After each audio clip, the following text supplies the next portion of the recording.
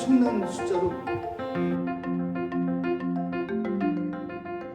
자, 포스트 코로나를 주제로 삼았습니다. 여러분이 지금 궁금해하시는 분들이 많으실 거예요. 특히 오늘은 오프라인 관점에서 지금 이 어려운 시기를 어떻게 마케팅과 고객 관점에서 헤쳐나가야 될지 그 방법론과 그 내용을 사례 중심으로 소개하기 위해서 상도동에서 새벽에 5시 반에 출발해서 지금 방금 도착한 전유현입니다.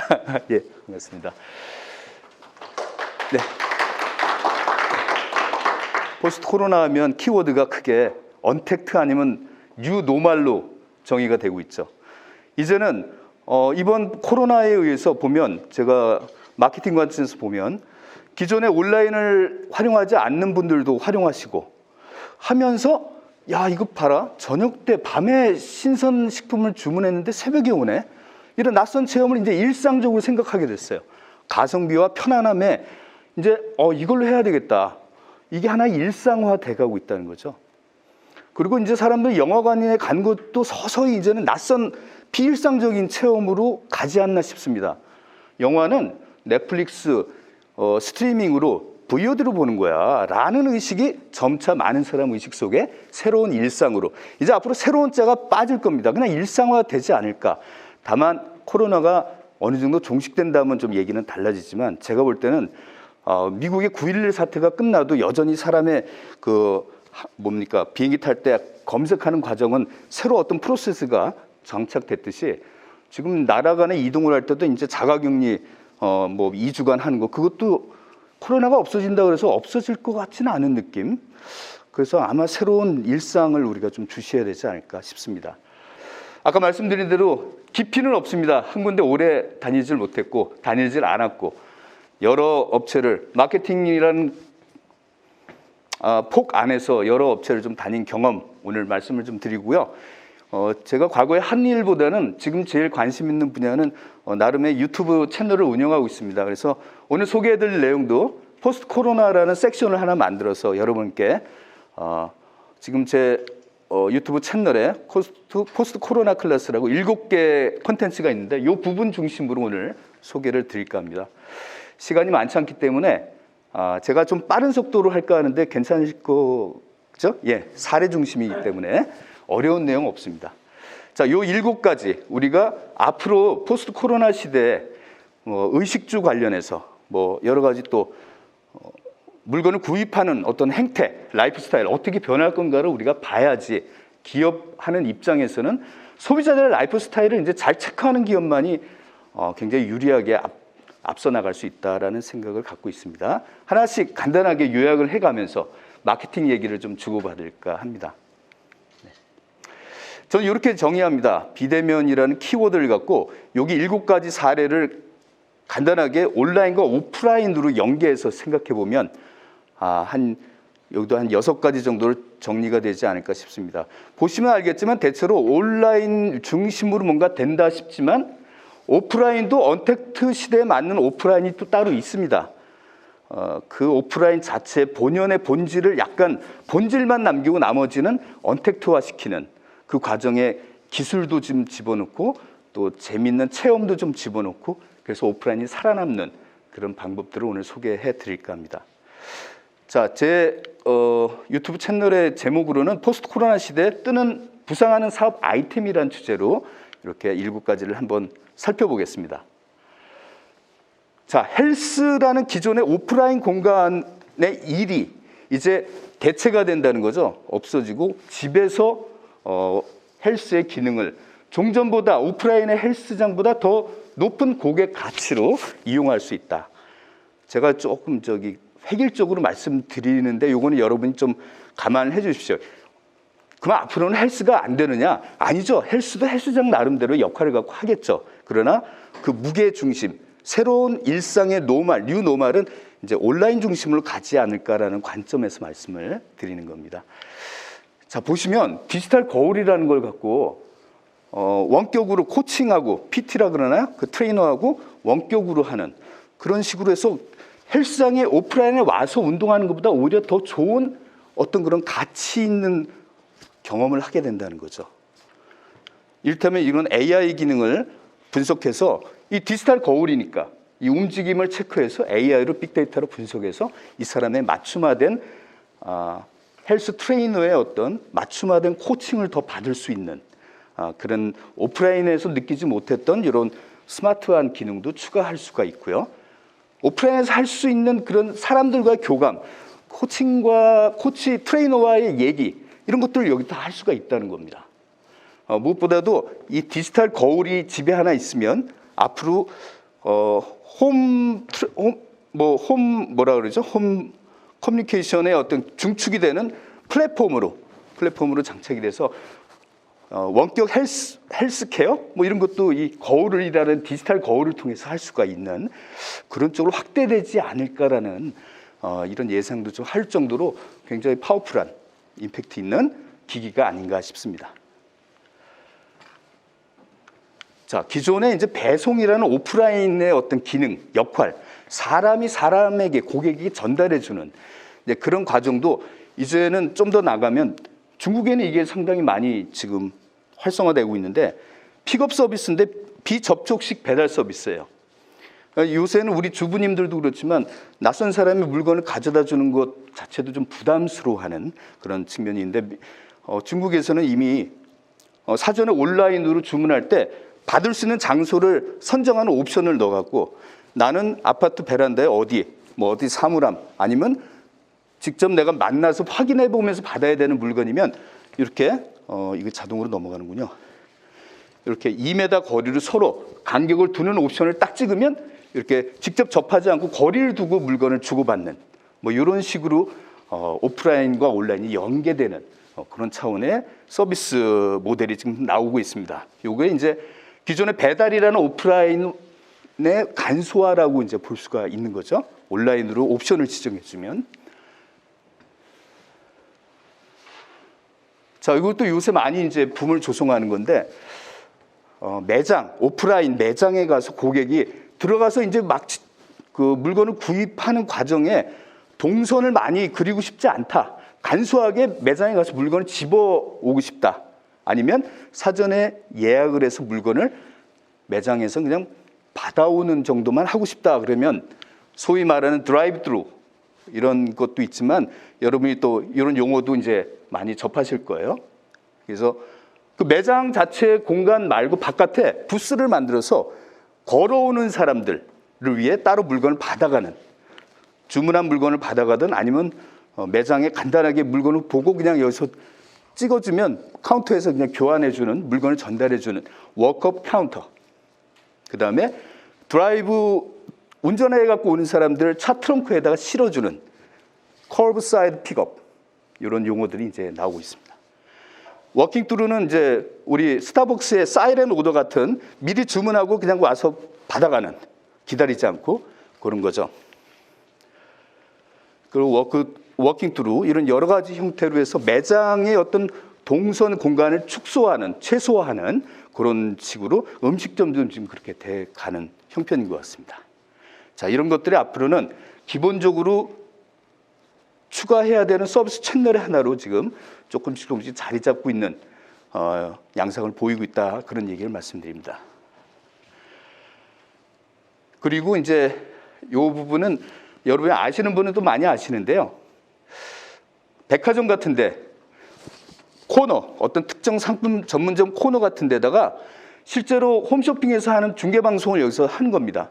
이거는 숍 스트리밍이라고 하기도 하고 라이브 방송이라고 이제 얘기를 하면 라이브 커머스. 그래서 이게 이커머스 다음 시대를 잇는 또 하나의 큰 패러다임 축이다라고 얘기하는 그런 정도인데 상당히 온라인과 오프라인을 연동시키는 거죠. 오프라인 매장에다가 온라인의 어떤 기술을 입히는 거예요. 홈쇼핑, 단순한 홈쇼핑이 아니고 여기서는 고객과 여기 판매 쇼 호스트라는 사람이 상품 개발자나 인플루언서 이런 사람들이 와서 전문적으로 그 상품을 백화점 현장에서 중계 방송을 해주는 겁니다. 홈쇼핑하고 좀 다르죠. 그죠?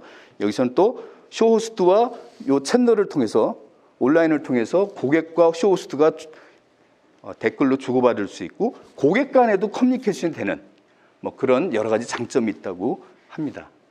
가만히 시간을 좀 두고 보실까요? 이게 좀 중요한 것 같아서. TV 홈쇼핑에 비해서 이 샵 스트리밍이 좋은 점이 뭘까요? 네, 쌍방향 소통을 할 수 있다. 우리는 쇼호스트하고 방송에서 실시간으로 주고받을 수 없는데 이거는 방송이 아닌 온라인으로 채널을 개설해서 하는 거기 때문에 실시간으로 채팅 댓글을 주고받을 수 있고, 홈쇼핑은 무대에서 자기네 방송 공간에서 하지만 이거는 백화점 안에서 특정 코너 안에서 하는 겁니다. 그래서 생생한 매장 분위기를 체험하면서, 그러면 오프라인 공간에 온 고객들끼리도 얘기해가면서 할 수 있는 거는 홈쇼핑은 못하잖아요. 온라인도 못하고. 근데 여기가 불특정 다수의 시청자들끼리도 대화할 수가 있다. 구매 후기 같은 것도 들어볼 수도 있고 상당히 좋은 점만 연결되어 있네요. 백화점에는 점원, 판매원이 주로 사전에 좋은 얘기만 해주지만 여기는 직접 상품을 개발한 사람들이 와서 백화점 판매 부스에서 방송을 해주는 겁니다. 그래서 이거는 이런 전문적인 서비스 업체만 잡으면 중소기업자나 일반 개인 사업자들도 충분히 효율적으로 마케팅을 할 수 있는, 판매와 마케팅을 동시에 할 수 있는 그런 채널로 앞으로 좀 자리매김해 가지 않을까, 제 관점에서는 그렇게 보여집니다. 자, 궁금한 게 이제 우리가 많이 접하는 오프라인 공간 하면은 음식점이에요. 그래서 제가 나름대로 지금 나와 있는 변화되는 그런 추세들, 사업들을 한번 정리를 해본 결과 한 9가지 키워드를 한번 정리를 해봤습니다. 앞으로 우리는 어쨌든 오프라인에서 음식을 먹는 상황은 많아져 왔는데 지금까지 궁금해요. 앞으로 그러면 어떻게 할까? 사람들이 먹는 거를 배달만 시켜서 먹을까? 그렇지는 않을 거예요. 오프라인의 어떤 향내와 체험도 하고 싶다는 거죠. 특히 연세 있으신 분이나 30, 40대 분들도 마찬가지고요. 지금 20대, Z세대라고 하죠. 30대 정도에 해당되는 밀레니얼, Y세대, 이런 젊은 분들 특성이 뭐냐면 온라인을 오프라인보다 더 즐겨 한다라고 하지가 않아요. 오프라인도 온라인 못지않게 체험을 원하는 세대예요. Z세대, 20대, 10대들. 그렇기 때문에 오프라인 자체가 앞으로 축소되거나 없어지지 않는다라는 거에 대부분 공감을 합니다. 다만 이렇게 변화돼 간다, 이렇게 볼 수가 있는 거죠. 나머지는 여러분이 언택트 특성과 대충 그러네, 상식적으로 예약제 운영할 거고 청결 민감할 거고 할 거야. 근데 제가 볼 때 의미 있는 건 이 밑줄 근 부분입니다. 그래서 음식점이 앞으로는 문자 그대로 음식, 마시고 먹는 공간이라기보다는 판매하는 공간도 겸업할 것이다. 그래서 맛있는 음식은 사람들, 고객들이 먹고 나가면서 사갈 수 있고, 거기서 재료를 사가서 자기가 집에서 만들어 보는데 주인이 소개도 해주고 메뉴 레시피 같은 것도 소개해 주면서 하면은 가게 입장에서는 손님이 재료 사가서 만들면 가게 안 올 거냐? 아니죠. 또 새로운 메뉴를 개발해야 되는, 개발만 해주면 재료는 또 거기에 맞는 재료를 판매할 수가 있다는 거죠. 그래서 앞으로의 음식점은 자꾸 메뉴도 좀 변화해 돼 가야지 오프라인에 올 수가 있지 않겠느냐, 개인적인 생각입니다. 이제 음식점이 음식을 하는, 먹고 마시는 공간이라기보다는 일부 음식점은 주방만 남은 공간이 된다. 이미 미국에서는 이렇게 많이 하고 있습니다. 주방만 남은 이런 데다가 체인점에다 투자를 지금 많이 하고 있어요. 음식도 이제 로봇으로 배송한다. 사람이 배송하는 거는 웬만큼 자파나 공산품 이런 거는 인정하겠는데 먹는 거에 사람이 배달하는 거에 대한 부담을 갖는 사람이 점차 많을 것이다. 그러면 이제 로봇도 이제 앞으로 활용될 추세로 지금 이따가 소개해드리겠습니다. 음식도 백화점처럼 드라이브 스루 이런 방식이 이제 많이 나올 거고요. 스타벅스도 이제 공간이 이원화됩니다. 스타벅스 사이렌 오더로 하는 사람 아니면 매장에서 지금처럼 줄 서서 마시려고 하는 사람. 근데 지금 양측을 이렇게 분리시키는 방향으로 정책적으로 나가고 있다고 이렇게 얘기를 하고 있습니다. 자, 그러면 이건 제 개인적인 생각이지만 지금처럼 음식점에 와서 느긋하게 가족끼리 마시고 즐기고 이런 공간을 여전히 일상으로 즐기는 사람들은 아마 조금 시간이 지나면 돈을 더 내고 나름의 이 VIP들이 좀 체험할 수 있는 공간화 돼가지 않을까, 이런 약간 우픈 현실인데요. 자, 이런 공간 자체가 이제는 아무래도 가게에서도 그 임대료라는 그 공간에 대한 부담, 그걸 가격으로 차지하고자 하는 그런 생각들을 하실 겁니다. 그래서 일반 레스토랑의 체험은 이제는 조금 더 이제 돈 있는 분들의 공간이 돼가지 않을까라는 좀 우려도 해봅니다. 자, 매장은 없고 주방만 남아있는 레스토랑, 이런 형태로 미국에서 지금 많이 하고 있습니다. 사실 우리 레스토랑의 75%는 손님들을 위한 공간이거든요. 임대료도 비싼 동네에는 특히 부담이 많이 되잖아요. 그걸 덜어버리고 나머지 25% 공간에서도 레스토랑이 가능하다. 이렇게 이런 내용으로 집중적으로 많이들 하고 있는 것 같아요. 자, 음식점들도 비어있는 시간, 지금 우리나라 뭐 어려운 현실이지만 음식점에 밖에서 보면 앉아있는 얼굴 표정을 보면, 주인분들 표정을 보면 참 아쉬운데요. 미국에서 이게 남아있는 시간대도 빈 공간을 새로 창업하는, 음식점 창업하는 분들께 임대 공간으로 주는 이런 사업들을 하고 있습니다. 그래서 빈 시간과 빈 공간을 남기지 않고 항상 쓰게끔, 그래서 음식점 주인 입장에서는 임대 수익도 받고, 신규 창업하는 사람들은 이 공간 안에서 음식점 주인의 조언을 들어가면서 요리 재료를 살 때도 주인하고 같이 사니까 규모의 경제로 더 싸게 원재료를 받을 수 있는 그런 메리트가 서로 주고받고 있는 거죠. 그래서 미국에서는 지금 배달 앱이라는 게 통해서 이런 음식점들의 맛있는 어떤 음식 하는 주방이 있으면, 주방장이 있으면 그 주방장이 여기 임대를 받아서 음식을 만들어서 이 배달 앱으로 판매하는 이런 겸업으로 하는 형태가 지금 미국에서는 붐이 조성되고 있다고 합니다. 그리고 이제 로봇이 아무래도 사람이 접촉을 하기 부담스러운 시대에 배송 단가도 좀 로봇으로 계속 활용하면 낮아진다는 뭐 그런 이점에 의해서 과거에는 좀 실험 수준에 좀 머물렀는데 지금 많이들 이제 상업화되고 있는 추세에 있습니다. 여러분이 이제 페이스북은 전체적으로 이렇게 글로벌리제이션으로 하고 있지만 소셜 네트워크 서비스를 일정한 동네 주민 단위별로 이렇게 끊어서 하는 이런 비즈니스 모델이 지금 뜨고 있습니다. 우리로 말하면 당근마켓, 이따 소개해드리는 그런 건데 동네별로 페이스북을 열어주는 거예요. 그래서 그 동네 안에 있는 사람들은 인증 과정을 거치니까 서로 간에 500명이면 500명 주민들끼리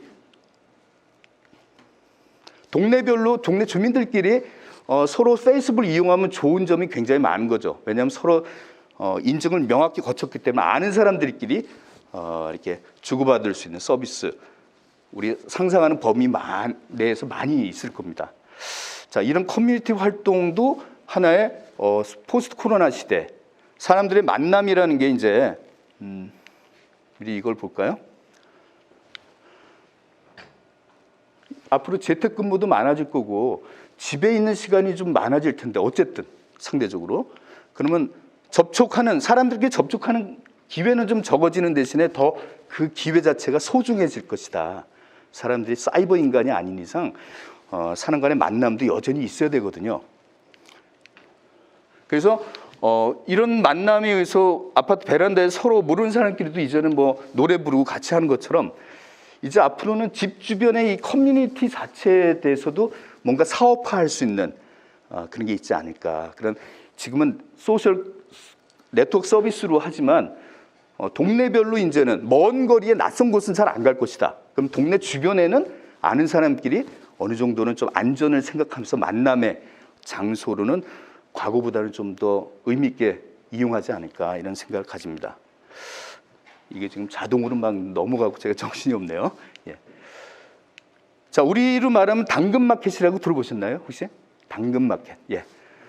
당신 근처 6km 반경 내에서 중고 거래를 하는 거예요.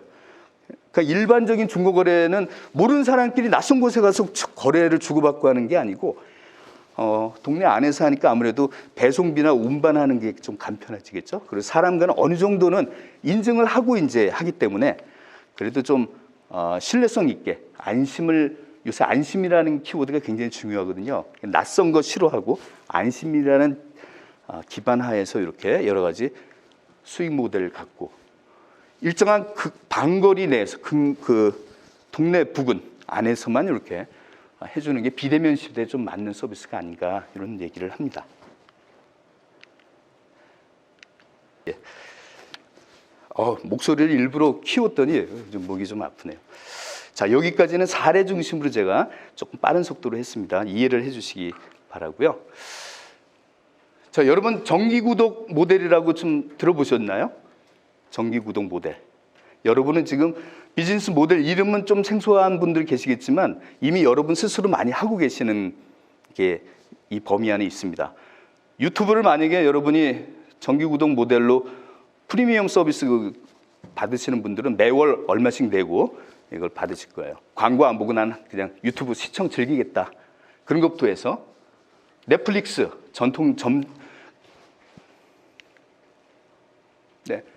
기본적으로 개념이 이겁니다.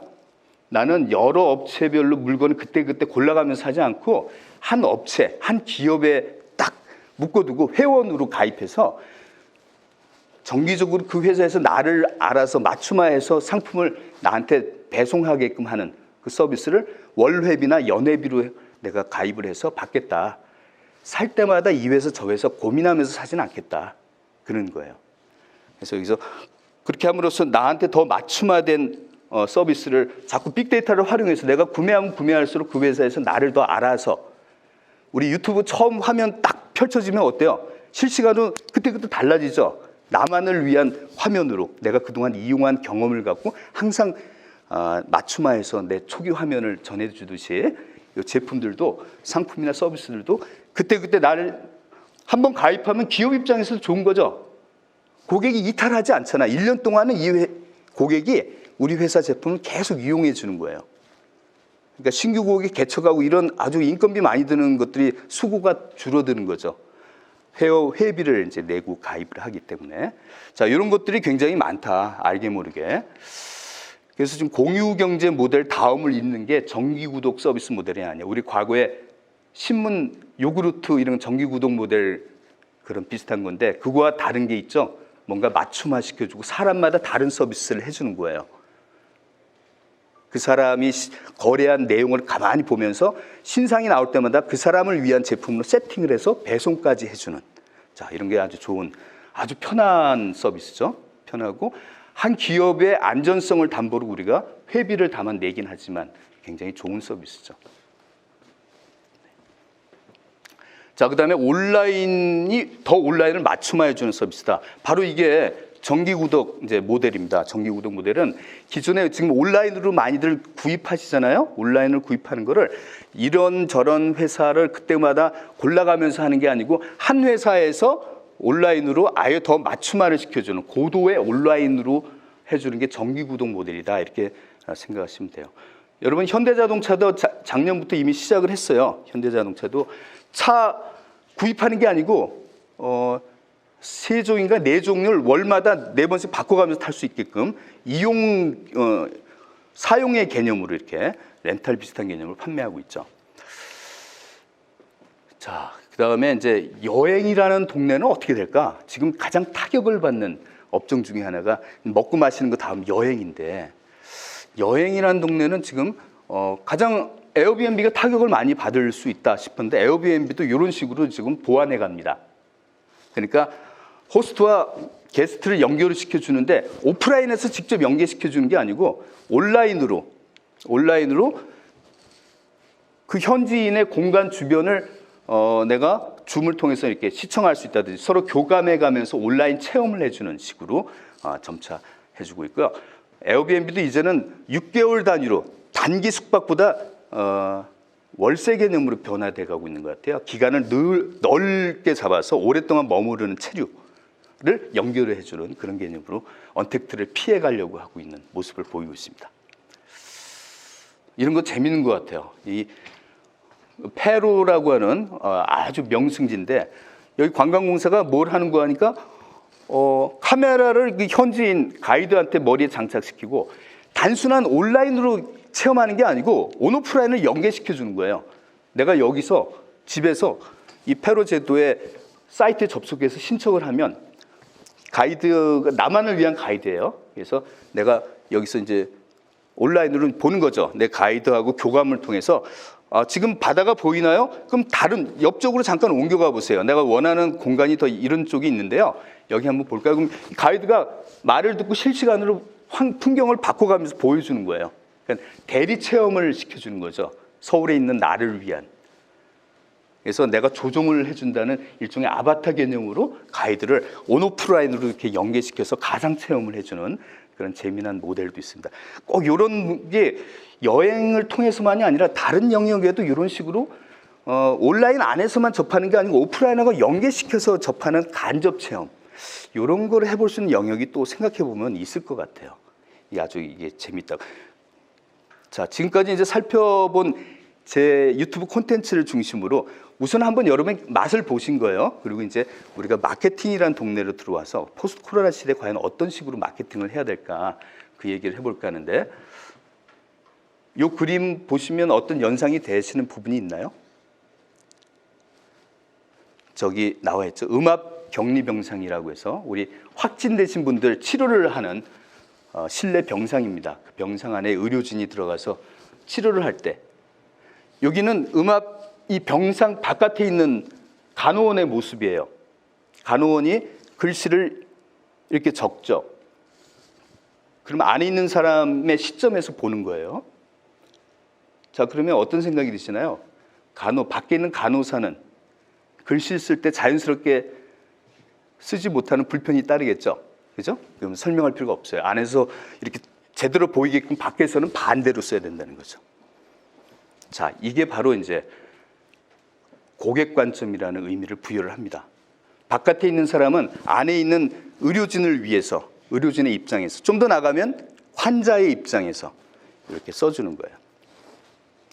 자, 의료진의 입장에서 이런 게 일찍이 좀 몇 군데 많은 것 같아요. 이 차를 보시면, 구급차를 보시면 좀 낯선 숫자가 보이시나요? 네. 이것도 제가 설명 안 드려도 알겠죠? 이걸 보는 고객은 누굴까? 저 운전사는 아닐 거 아니에요. 그죠? 이거 보는 사람은 앞차의 백미러로 봐야 되는 앞차의 운전사예요. 백미러로 볼 때는 이게 이렇게 써야지 정상적으로 보인다는 거죠. 자, 우린 살아가면서 이렇게 고객 관점에서 자꾸 생각해 보는 습관, 특히 코로나 시대, 이 포스트 코로나 시대 앞으로를 볼 때 사람들 관점에서의 라이프 스타일을 좀 우리가 살펴봐야 될 이런 관점에서 보자, 이런 얘기입니다. 자, 지난주 보니까 이태원을 지키던 이 홍석천 씨도 마지막 폐업을 하고 이제 정리를 한 것 같아요. 메르스와 금융위기는 내가 어떻게든 견뎌봤는데 코로나는 이거는 일단 사람이 돌아다니지 않으니까 도저히 못 견디겠다, 이런 마지막 멘트를 남기면서 방송에서 폐업을 했다고 이제 선언을 하대요. 차 안에서 이 손을 내미는 모습, 여러분 혹시 어떤 모습일까요? 네? 비오나 이런 우리 과거의 일상은 그런 생각이 드는데, 이제 뉴노멀은 그렇지 않습니다. 이거는 무슨 모습이냐? 교회 안에 예배하지 않고 바깥에서, 드라이브 트루 비슷하게 바깥에서 예배하는 이런 모습이에요. 차창 손을 내밀어서 뭔가 액션을 취하는. 모르겠어요. 이번 개천절에도 차 안에서 뭐 하겠다고 저렇게 하는 분들이 계신데, 좀 우려도 되기도 하고, 과연 이런 오프라인의 현실을 우리가 어떻게 극복할 거냐, 이게 이제 제 생각입니다.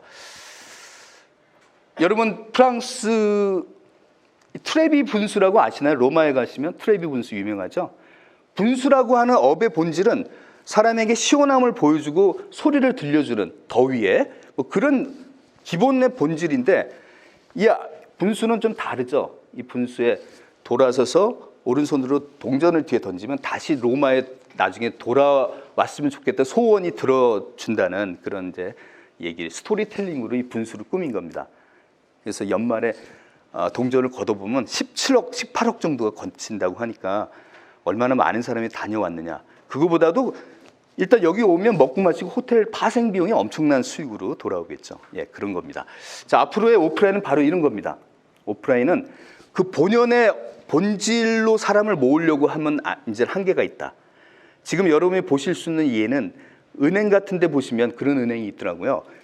은행인데 도서관처럼 꾸며놓은 은행이 있어요. 여러분 여름에 은행의 장점은 뭔지 아시죠? 시원함이에요. 비서지죠. 그 시원함을 책 읽으면서 시원하게 보내면서 온 김에 저 안에 보니까 뭐 대출 상담하는 것도 있고 주택 무슨 뭐 상담하는 것도 있대요. 그리고 온 김에 거기 들려가는 거예요. 이제 사람들은 은행에 대출 상담하고 입출금하러 오는 게 아니잖아요. 은행은 그걸 미리 알고 다른 공간으로 바꾸는 거예요. 그러니까 주와 부가 바뀌는 거죠. 교보문고가 책을 읽는 곳이다라고 생각하지만 지금은 책을 파는 곳이다라고 생각하지만 지금은 책을 읽는 곳이에요. 여러분이 교보문고 가시면 느끼시겠지만 책을 읽게끔 인프라를 조성해 놨어요. 거기다 냄새까지 시그너처 향기, 독특한 교보의 향기가 있어요. 그 향기도 쫙 배어나게 있어요. 체험을 해주는 거죠. 자, 책을 파는 곳이 아니라 읽는 곳으로 은행이 입출금하는 곳이거나 대출 상담하는 곳이 아니라 여름에 책을 읽는 곳으로 이렇게 딱 변모시키는 이유가 바로 이런 겁니다. 앞으로 오프라인 공간은 낯선 체험을 하거나 유익한 경험 아니면 재밌는 어떤 체험을 하는 그런 공간으로 좀 바꿔야 되겠다. 이런 얘기를 하나 하고 싶고요. 두 번째 방법은 제가 오늘 마지막 남은 시간에 소개하고자 하는 온라인과 오프라인을 연계시켜서 좀 색다른 경험과 재밌는 그리고 유익한 체험을 해주는 그런 것들이 뭐가 있느냐. 그래서 제가 이제 소개해드리겠습니다. 이것도 지난주 기사를 제가 한번 따왔는데요. 이제는 여행을 하늘관광이라는 체험 상품으로 만들어요. 그죠? 제주도에 내리게 하지 않고 대만 사람들이 제주도의 상공에 와서 둘러보고 가는데 주로 여행 체험은 저 안에서 하는 거예요. 비행기 안에서. 어제 신문 보니까 우리나라도 지금 이번 추석 때 판매했는데 강릉 속초를 지나서 김해로에서 제주도로 한 바퀴 하늘로 1시간 20분 동안 다녀오는 비행기 안에서 여러 가지 서비스를 해주겠죠. 그리고 비즈니스 좌석도 타볼 수 있는 기회도 주고요. 그게 20분 만에 완판됐어요. 네, 그런 식으로 바꿔야 된다는 거죠. 비대면 때문에 땅은 못 내리지만 대신 불가능하지는 않다. 그 체험을 유사 체험이지만 비행기 안에서 해줄 수도 있다는 거죠. 그걸 사람들이 완판으로 증명해 보이잖아요. 자, 이런 대만에서의 체험 프로그램. 비행기 안에서 했던 여행 대신한 낯선 체험들을 해주는 거예요. 과거에는 비행기 안에서 이런 걸 상상도 못한 뭐 재밌는 한국 놀이 체험을 해준다든가 그리고 나중에 관광이 재개되면 왕복 항공권하고 숙박권을 추가로 주겠다. 이건 뭐 나중에 대한 옵션이지만 이런 가능성까지 고객들은 담아가는 거예요. 이런 체험을 하면서.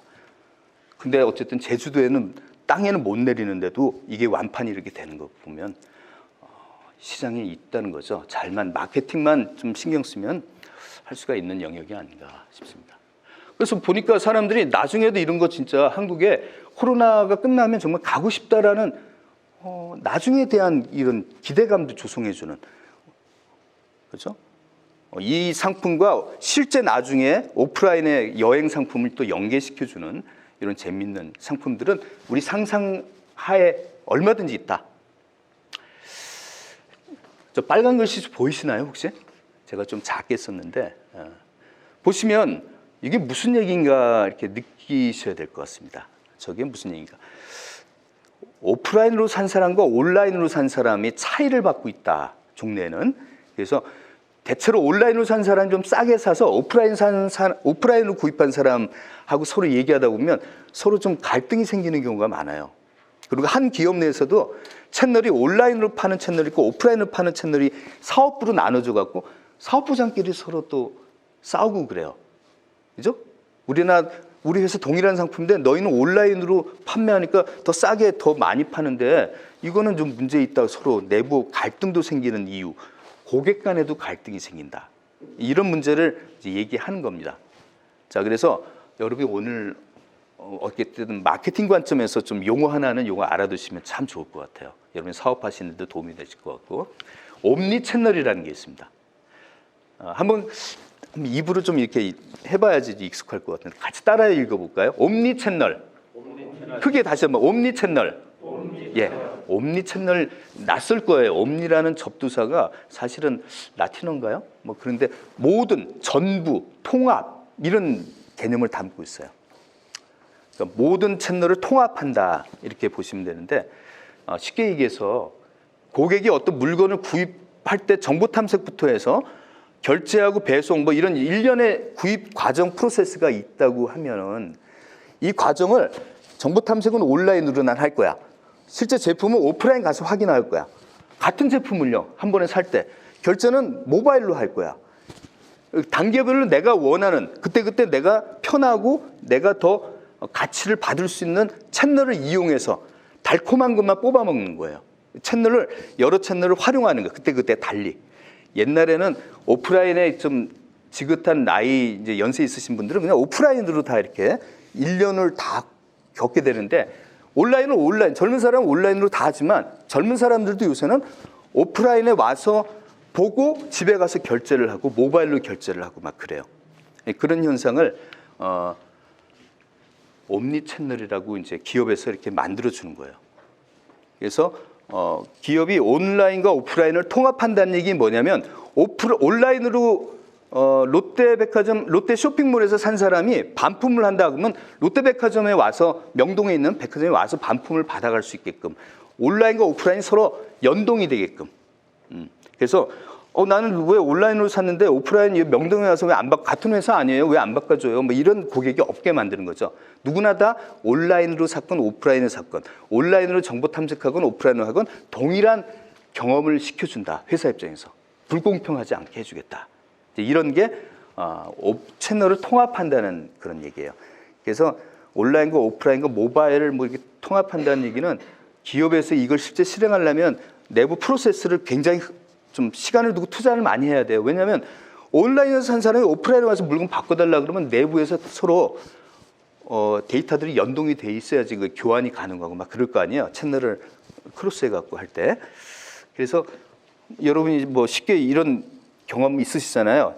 교보문고 가서 책을 쭉 둘러보고 제품 탐색도 해보고 제품 확인도 실제로 해보는 거예요. 옷을 피팅룸에 가서 입어본다든지 하고 교보문고에서 쭉 책은 봤는데 결제는 집에 가서 온라인으로 10% 싸게 한다든지 아니면 집에 가는 것도 귀찮다 그러면 모바일로 그냥 거기서 결제를 해버리는 교보문고 현장에서 그런 거예요. 그렇게 해서 모바일로 하니까 더 가격도 싸고 더 편하더라. 사람 만나서 줄 서갖고 결제하는 거 난 불편해. 그러면 교보문고에서 모바일로 결제해버리는 이런 현상, 이런 걸 이제 옴니 채널이라고 해요. 고객 입장에서는 여러 채널을 섞어 쓴다. 기업 입장에서는 고객 간의 불평등이 없이 다 해소하게 온라인도 오프라인도 온라인처럼 다 동일한 경험을, 동일한 체험을 해주게끔 하는 거예요. 여기 나오죠? 옴니 모든 채널을 동원해서 고객은 구입 단계별로 채널을 섞어가면서 이런 거를 이제 체리 피커라고 그러죠. 케이크 위에 체리만 뽑아 먹는 사람. 고객이 그런 사람들이에요. 사실은 여러분도 고객이지만 왜 내가 원하는 것만 내가 가져가는데 내가 뭐가 문제가 있어? 불법도 아닌데 채널은 내가 알아서 쓸게. 나는 오프라인 고객이지만 온라인도 그때 필요한 단계별로 쓸 거야라고 하는 그런 현상. 자, 이런 옴니 채널을 실제로 구현해 준다 그러면 이제 이따가 말씀드리겠지만 이런 거죠. 종래에는 고객이 어느 하나의 채널을 선정해서 정보 탐색부터 구매 결제까지 하지만 이제는 고객을 중간에다 두고 기업 입장에서 자기네 판매 여러 채널을 고객을 중심으로 세팅을 해주는 그런 현상을 옴니 채널이다 이렇게 보시면 되겠습니다. 그래서 이제 제품도 동일한 상품으로 예전에는 한 회사에서 온라인으로 판매할 때는 오프라인 고객들 간의 충돌을 고려해서 온라인 전용 상품을 약간 변동해서 해갖고 가격 비교를 맛 비교를 못하게끔 약간 편법 비슷하게 했지만 이제 그럴 필요가 없다. 동일한 상품을 다 온라인이든 오프라인이든 동일한 가격으로 사게끔 가격도 마찬가지고요. 자, 이런 거와 더불어 옴니 채널과 더불어 여러분이 또 아시면 좋을 게 O2O라는 거 들어보셨을 거예요. 어떤 분들은 O2O. 얼핏 보니까 온라인 투 오프라인, 오프라인 투 온라인 뭐 그런 건가 보다라고 연상이 되는데 맞습니다. 연계라는 거예요. 연계, 투. 자, 옴니 채널을 방법론적으로 구현하는 게 O2O다. 그래서 온라인 투 오프라인. 여러분이 지금 많이 구매하는 경험을 갖고 계시는 이런 거 있죠? 배달의 민족 통해서 하는 게 온라인으로 주문해서 오프라인으로 배송을 받는 뭐 이런 것들을 O2O라고 알고 계시면 되고요. 반대로 오프라인 투 온라인도 있어요. 요거는 오프라인 현장 속에다가 소위 말하는 4차 산업혁명의 기술, 앱이나 카메라, 센서, 뭐 비콘, 뭐 이런 여러 가지 기기들을 매장 안에다 구현해서 고객들이 매장 안에 오면은 핸드폰 앱에 뭐 이런 그 매장의 동선도 이렇게 설계 도면이 핸드폰으로 볼 수 있고, 핸드폰에 미리 자기가 주문한 목록도 나올 수 있고, 여러 개 편의적인 거를 오프라인 공간에다가 온라인을 심어주는 거를 이제 오프라인 투 온라인이라 그래요. 서로 약간 구분하시면 더 도움이 될 것 같아요. 이따 다시 말씀을 드릴게요. 자, 쉽게 얘기해서 옴니 채널을 많이 거론하는 기업들은 유통업체라고 보시면 돼요. 특히 롯데백화점, 롯데 이런 데서는 여러 채널을 기존에 보유하고 있는 다양한 온오프라인 채널이 있기 때문에 이걸 어떻게 통합할 거냐. 누구 중심으로? 고객의 체험 중심으로. 그런 것들을 오프라인에선 유통업체에서는 옴니 채널이라고, 유통업체 이외의 기업들은 O2O라고 해요. 동일한 개념인데 온라인과 오프라인을 연동시키자. 근데 유통업체 이외의 기업들은 중견 중소기업들이 많고요. 그래서 우리는 전통적으로 오프라인 업체지만 온라인이라는 걸 새로 하나 받아들여서 연동시켜보자. 그러면 지금 온라인이나 오프라인은 한쪽만 하고 있는 업체들이 주로 O2O라는 이제 용어를 씁니다. 우리는 오프라인이지만 온라인이라는 사업체를 만들어갖고 오프라인과 연동시켜보자. 그래서 O2O. 이렇게 유통업체 이외 기업들은 O2O다. 이런 용어를 쓰는 겁니다. 자, O2O에 따른 고객, 아까 제가 말씀드렸죠. 고객들은 여러분도 고객이 다 많이 계실 텐데 그 고객들 입장에서는 처음에 니즈 인식부터 시작됩니다. 그래서 정보 탐색을 하겠죠. 그다음에 실제 제품을 체험을 하는 걸 또 중시하는 사람들은 오프라인에 와서 하는 사람도 있겠죠. 자, 이런 일련의 과정에 따라 여러분이 오늘 배우게 될 중요한 마케팅 개념이 들어보신 분도 있겠지만 쇼루밍이라고 들어보셨죠? 쇼루밍. 자, 여러분 오프라인의 강점은 뭘까요? 하면 확실성입니다. 직접 오프라인에서 확인을 할 수 있잖아요. 온라인 주문할 때는 확인이 어렵죠. 자, 온라인의 강점은 뭡니까? 그러면 온라인은 편의성이죠. 한마디로 여기 시간적, 육체적, 정신적 편의성을 제공해 주는 게 온라인의 강점입니다. 오프라인에 비해서. 모바일은 온라인의 편의성이 더 커집니다. 왜요? 현장에서 즉시로 그냥 내가 정보 탐색을 할 수 있는 뭐 그런 여러 가지 장점이 즉시성이라는 게 있죠. 시공간의 어떤 편함이 더 극대화되는 모바일의 장점이죠. 자, 이렇게 나눠서 골고루 섞어 쓰는 관점에서 쇼루밍이라는 건 이런 겁니다. 이거 유통점, 오프라인 매장에 계신 분이 싫어하는 용어예요. 쇼루밍은 뭐냐? 쇼룸은 뭐죠? 쇼룸은 전시관이에요. 전시관. 오프라인 매장이 백화점이나 유통업체가 전시관이 돼가고 있다. 판매 장소가 아니고 전시관이 되고. 왜? 체험은 오프라인에서 했는데 구입, 결제는 집에 가서 아니면 모바일로 한단 말이죠. 다행히 이 매장에서의 오프라인 모바일 채널이 있으면 그 모바일 채널에서 결제하면 그래도 다행인데 아마존에 가서 결제를 한단 말이에요. 미국 같은 상황이라면. 이마트에 와갖고 다른 쿠팡으로 결제를 한단 말이죠. 물건을 한번 확인해 보겠다는 거예요. 자기 관심 있는 제품이니까. 자, 그런 거 쇼루밍이라고 해요. 오프라인에서 결제는 안 한다는 거예요. 반대는 역쇼루밍이라고 있겠죠. 당연히. 역쇼루밍은 여기서 시작되는 거예요. 정보 탐색은 매장에서 정보 탐색은 범위가 한계가 있어요. 매장 안에 물건만 볼 수 있어요. 근데 온라인에서 정보 탐색은 폭이 엄청나요. 그죠? 뭔가 키워드 치면 가격순 딱 소팅해주면 엄청난 숫자로 펼쳐지잖아요. 그죠? 그런 정보 탐색을 온라인으로 폭넓게 하고 마지막 결제는 매장 와서 결제를 한다는 거죠. 가격이 비싼데도 결제를 하는 이유가 이런 장점이 있다는 거죠. 이런 걸 원하는 사람들은 결국은 오프라인에 와서 산다는 거예요. 획일적으로 생각하면 안 되시는 거예요. 온라인 대세다. 그게 아니죠. 지금 오프라인 하시는 분들 어렵다면 이런 것들을 적극적으로 전략적으로 모색하시는 거예요. 이걸 해서 그래도 온라인으로 뭐 이렇게 정보 탐색하는 것까지 내가 말리고 싶지 않은데 우리 상점에 올 수밖에 없는 이유들, 존재 이유를 좀 더 강화시키는 오프라인의 전략이 필요하겠다. 모루밍은 뭐 생략하고요. 예. 자, 오프라인 업체들이 과연 어떤 식으로 살아남느냐. 지금 아까 말씀드린 드라이브 운전사들이 매장에 와서 사전에 예약을 했으면 이렇게 직원이 와서 실어주는 커브사이드 이런 식으로 이제 하는 테이크아웃으로 결제는 온라인으로 하고 오프라인으로 고객이 와서 갖고 가는. 오프라인으로 결제를 하고 온라인 그냥 배송을 받으면 더 편할 텐데 이렇게 하는 이유가 또 있겠죠. 이분들 입장에서는. 그렇죠?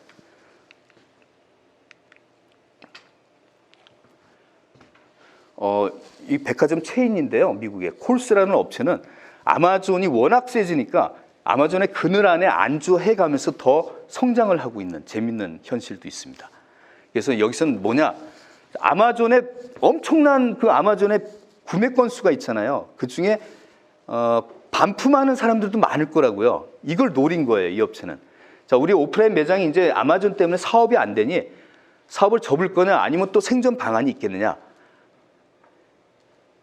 사양 산업은 있어도 사양 기업은 없다는 말을 저는 인정하고 싶어요. 어쨌든 살아남는 기업은 사양 산업 속에 있지만 살아남는더라고요. 아마존에 반품하러 온 고객들을 우리 매장에서 반품을 시켜주겠다. 이런 서비스를 해주겠다. 그러면서 아마존과 결탁을 맺는다기보다 아마존의 그늘 속에 들어가 버린 건데 이 회사는 좋은 점이 뭘까? 노린 점이 뭘까 보니까 아마존에 반품하러 온 오프라인에 어차피 와야 되잖아요. 반품은. 그 고객들을 자기네 매장 안에 신규 고객의 기회로 이렇게 연동시키는 전략이었어요. 자, 뭔가 있으니까 이렇게 하겠죠. 예. 아마존이나 온라인 업체의 고객이 오프라인으로 오는 반품의 현상을 자기네들 오프라인에서 받아보겠다. 이런 전략인 것 같아요.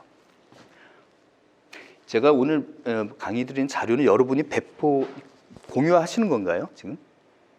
나중에 관심 있는 분들은 공유하게끔 제가 한번 해보겠습니다. 예. 글자들을 좀 많이 적어놔서 여러분 나중에 또 읽어보시면 좋을 것 같아서. 네. 자, 그리고 백화점 같은 경우에는 뭐 이건 넘어가 있습니다. 시간 관계상. 이게 재밌는 오프라인에 재밌는 이런 현상들을 오프라인에서 실현하면 고객들이 충분히 온다는 거예요. 이게 주문을 할 때도 이게 모바일로 우리 동일하게 계속 주문하는 상품들 많은데 앱을 켜놓고 10초 동안 내가 클릭을 안 하면 자동으로 결제까지 되는 아주 간편한 이런 프로세스를 달아준다든지 간편성. 재밌게 내가 직접 피자를 뭔가 참여해서 생산하는 과정에 재밌는 체험을 준다든가.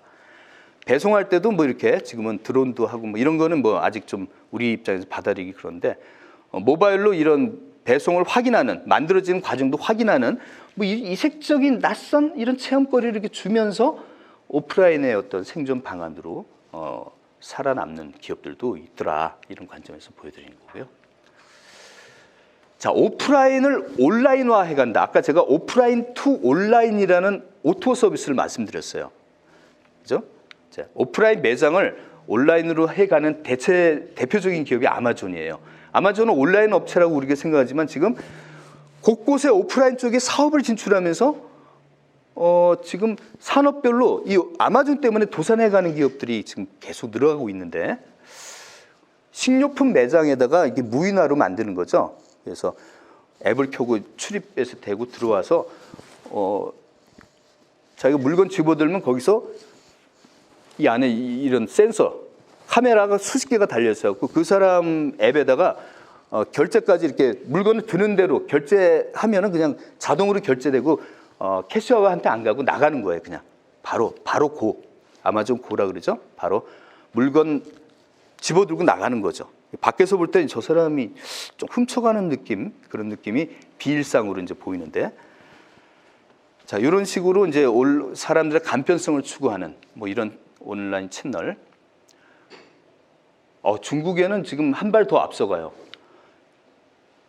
매장에서 물건을 집까지 내가 테이크아웃 해가고 싶지 않다. 그런 사람도 니즈가 있다는 거예요. 그런 사람들을 위해서는 그냥 물건을 집어들고 아니면 그 앱에서 딱딱 누르면 집으로 얘가 알아서 매장에서 저렇게 컨베이어 벨트로 쭉쭉 담아가고 그 사람이 30분 만에 배달해주는 이런 알리바바의 허마센성이라는 매장, 이런 데가 알리바바하고 아마존하고 서로 대립하는 전자상거래 1, 2위 업체인데 이런 식으로 좀 더 앞서가네요. 오히려 아마 알리바바가.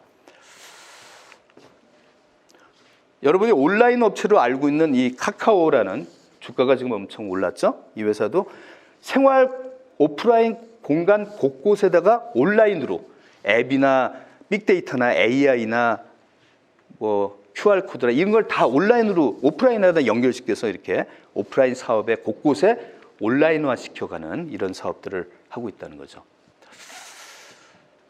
자, 그리고 이제 온라인 업체들은 어떻게 살아가고 있느냐 궁금해서 봤더니 온라인 업체들도 매장을 만들어요. 오프라인 매장을. 그래서 되게 신기했어요. 아니, 온라인 업체들이 왜 오프라인에다 저렇게 사업을 하지? 돈도 들고 하는데. 이게 연동시켜 보는 거예요. 이 사람들이 보니까. 오프라인 공간에다가 이렇게 뭐 치수 같은 고객의 치수 정보가 딱 중요하잖아요. 오프라인에 와서 온라인으로 고객을 치수 정확하게 재기가 힘들다는 온라인의 약점을 오프라인 매장을 통해서 오프라인에 와서 물건 안 사도 좋다. 우리 매장은 체험 매장이다. 신사동 가로수길처럼 체험만 하고 나가라. 대신 너의 정보를 남겨놓고 나가면 너는 좀 찝찝할지 몰라도 내가 너를 위한 맞춤화 상품을 앞으로 온라인에다가 주문만 하면 네 치수에 맞게 계속 신상을 알려주겠다. 그럼 고객도 별로 손해볼 이유가 없는 거죠.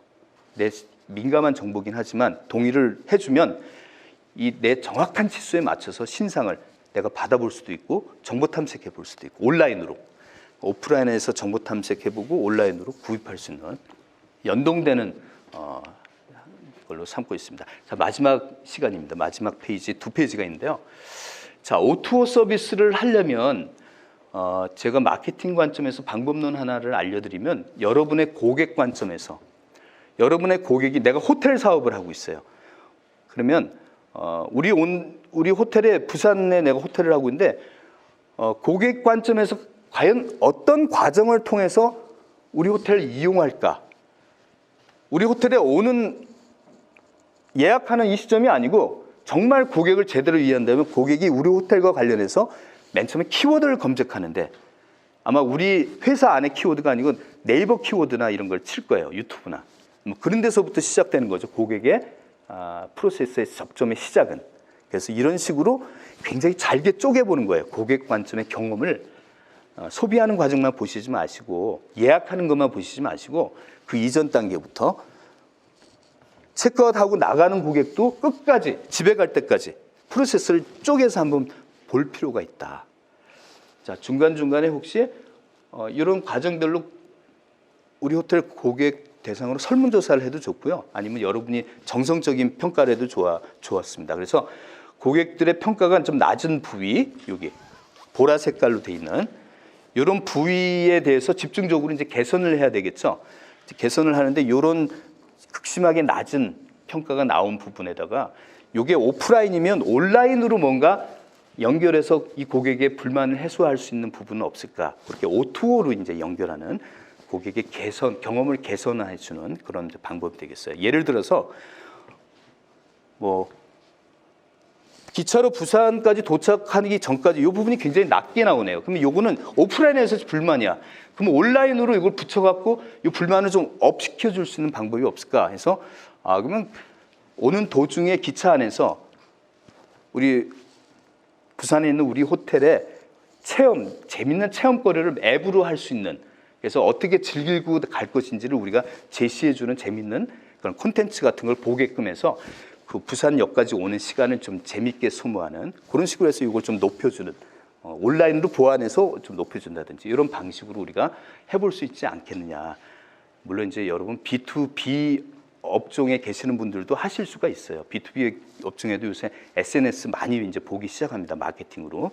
이제 그런 차원에서 여러분이 좀 고객 관점에서 정확하게 좀 제대로 살펴보고 관찰하는 그래서 그 방법을 온라인과 오프라인 섞어서 연동해서 좀 가치를 높일 수 있는 그런 방법은 없는지 제가 생각해도 어렵지 않은 내용이라 지금 제 나름대로는 빠르게 했는데 정확하게 시간을 맞췄습니다. 10분을 남기고 지금 제가 준비한 내용은 여기까지입니다. 네, 박수를 요구하는 건 아니고요. 질문을 요청드립니다. 질문. 네. 이 내용 말고라도 마케팅 관점에서 여러분 좀 궁금하신 것도 다 좋습니다. 예. 온라인 자체가 자꾸 여러분들은 플랫폼 사업이기 때문에 대기업이나 플랫폼 업체들의 독식화돼가는 현상 많이 우려들 하시더라고요.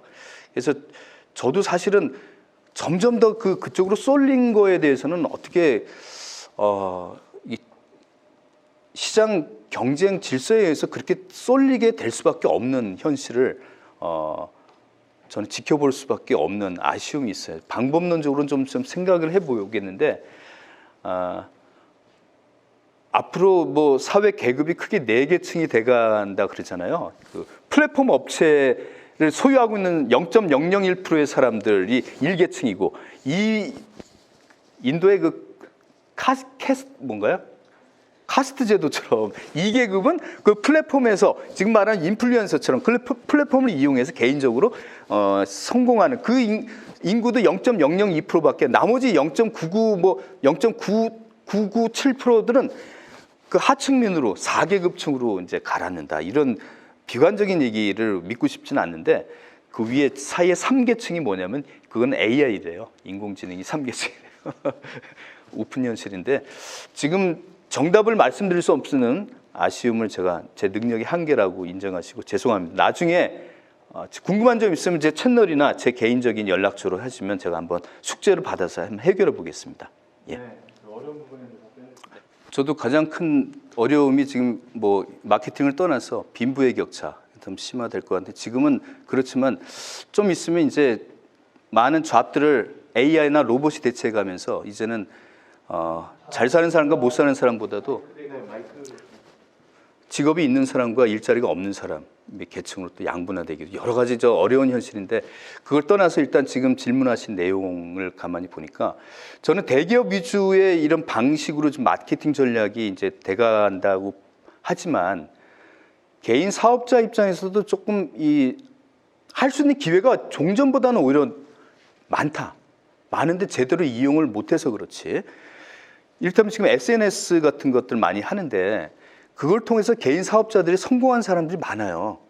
내가 영덕에서 대게를 뭐 이렇게 잡아 올려 시장에 파는 사람인데 그 사람은 페이스북을 이용해서 그 페이스북 콘텐츠로 대게를 잡아 올리고 요리하고 뭐 어떻게 먹고 뭐 이런 걸 재밌는 영상을 계속 찍어서 올려 보내다가 가만히 그 페이스북 밑에 이제 연락처라는 밴드를 하나 채널을 만들더라고요. 그래서 구독자가 한 뭐 10,000명, 20,000명 되니까 그 채널에다가 이제 밴드로 연결시켜. 밴드는 폐쇄적이잖아요.